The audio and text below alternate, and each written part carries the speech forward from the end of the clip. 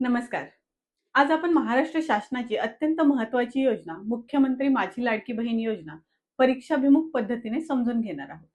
ही योजना current affair, polity, governance आणि welfare schemes या सर्वांसाठी महत्त्वाची आहे.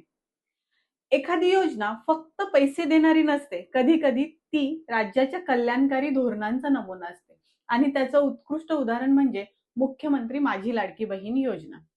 योजना सुरू करण्यामागचा उद्देश काय आहे? महिलांचे सक्षमीकरण, महिलांचे आर्थिक सक्षमीकरण, स्वावलंबन, आरोग्य व पोषण सुधारणा, कुटुंबातील निर्णय क्षमता वाढवणे, सामाजिक सुरक्षा हे साध्य करण्यासाठी ही योजना सुरू करण्यात आली.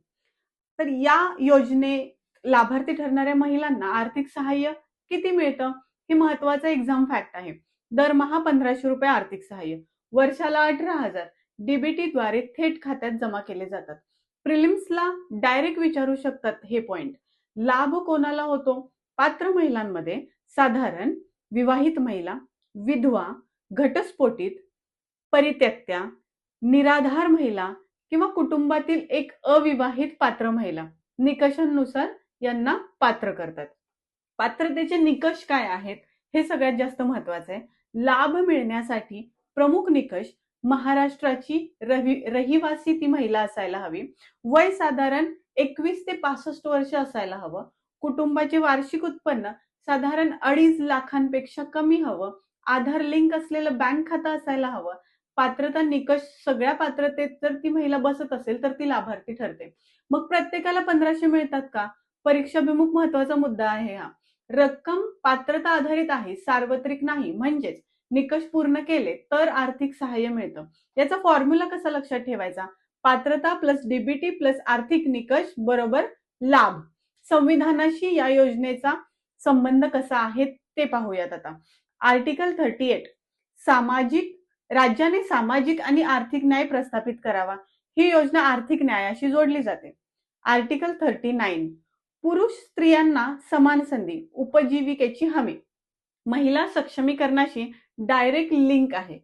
आर्टिकल 41 काय सांगतं? गरजूंसाठी सार्वजनिक सहाय्य, आर्थिक मदत याच संकल्पनेत बसते. आर्टिकल 42 कॉन्स्टिट्यूशन मधलं आर्टिकल 42 म्हणतं महिलांच्या हितांचे संरक्षण करा. वुमन वेलफेअर अँगल आर्टिकल 42 मध्ये सांगितलेलं आहे. आता ही योजना डायरेक्टिव्ह प्रिन्सिपल्स म्हणजेच मूलभूत तत्वांच्या व्यवहारातील अंमलबजावणीचे उदाहरण आहे. ठीक आहे. तर ही योजना आणि त्याचे काही गोष्टी लक्षात ठेवायची एक छोटीशी ट्रिक सांगते. लाडकी, लाभार्थी महिला, आर्थिक सहाय्य 1500, डीबीटी, कल्याणकारी योजना, एम्पॉवरमेंट म्हणजे सक्षमीकरण. आता गव्हर्नन्स अँगल कसा जोडता येतो या योजनेसाठी?